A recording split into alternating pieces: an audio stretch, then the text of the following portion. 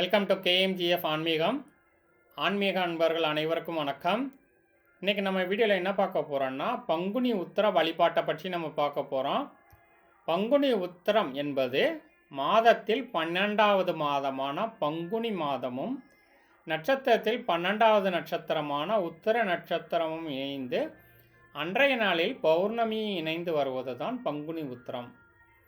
அது மட்டுமின்றி 100 ஆண்டுகளுக்கு பிறகு சந்திர கிரகணத்தன்று இந்த பங்குனி உத்திரம் வருவது மேலும் நமக்கு நல்ல பலனை தருவதாக அமைகிறது. இன்றைய நாளில் பார்த்திங்கன்னா, முருகப்பெருமானை நாம் வழிபடுவது நம்முடைய வாழ்வை வளமாக்கும்.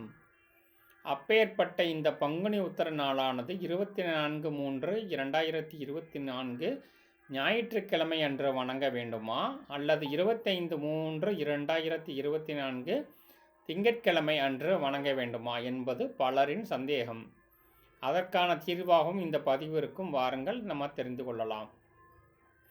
இந்த வருட பங்குனி மாதத்தில் வரக்கூடிய உத்திரம் நட்சத்திரமானது 24/3/2024 ஞாயிற்றுக்கிழமை காலை 8:46க்கு தொடங்கி மறுநாளில் 25/3/2024 அன்று காலை 11:16 வரை உள்ளது.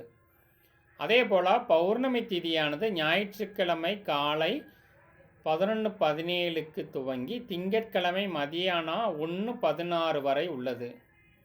ஆகையால் உத்திர நட்சத்திர வழிபாட்டிற்குரிய நாள் பார்த்திங்கன்னா 25/3/2024 திங்கட்கிழமை தான். ஞாயிற்றுக்கிழமை முழுவதுமே இந்த திதி இருந்தாலும் எந்த ஒரு நாளில் சூரிய உதயத்தின் போது இந்த திதிகள் இருக்கிறதோ அன்றைய தினத்தில் தான் நாம் இந்த வழிபாடுகளை செய்யணும்.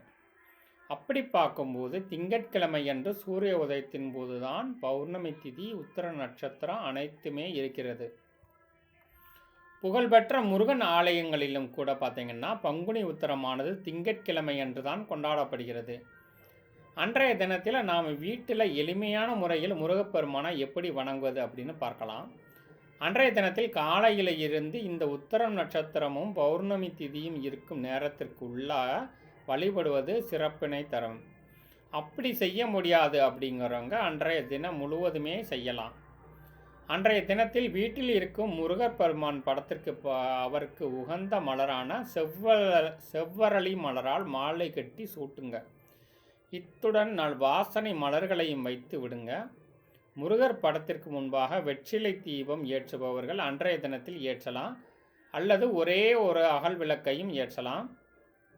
நெய்வேத்தியமாக கல்கண்டு, பால், சர்க்கரை பொங்கல் போன்றவற்றை செய்து வச்சுக்கோங்க. இத்துடன் வெற்றிலை, பாக்கு, பழம் போன்றவற்றை வச்சு ஊதுபத்தி, சாம்பிராணி போன்றவற்றையும் காட்டி முருகப்பெருமானை மனதார வேண்டிக் கொள்ளுங்கள். இந்த வழிபாட்டின் போது முருகனின் திருநாமங்களை சொல்லுங்கள். கந்தசஷ்டி கவசம் படியுங்கள். இவை அனைத்துமே முருகனின் அருளை நமக்கு பரிபூர்ணமாக பெற்றுத்தரும். அன்றைய தினத்தில் யாரேனும் ஒருவருக்கு அன்னதானம் செய்வது உங்களின் வழிபாட்டை மேலும் சிறப்பானதாக மாற்றும். அது மட்டுமன்றி அன்றைய தினம் சிவபெருமானுக்கு உகந்த நாள் பௌர்ணமியும் சிவபெருமானுக்கு உகந்த தேதி திங்கட்கிழமையும் இணைந்து இருக்கிறது. சிவபெருமானுக்கு உகந்த நாள் அன்றைய நாளில் சிவபெருமானை வழிபடுவது மேலும் சிறப்பு. சிவாலயத்திற்கு சென்று வணங்குவது மேலும் நல்லது. இத்தனை சிறப்பு அம்சங்கள் நிறைந்த பங்குனி உத்திர வழிபாட்டை எளிமையான முறையில் செஞ்சு இந்த தெய்வங்களின் அருளை பரிபூர்ணமாக பெறலாம் என்ற தகவலுடன் பதிவினை நிறைவு செய்து கொள்வோம்.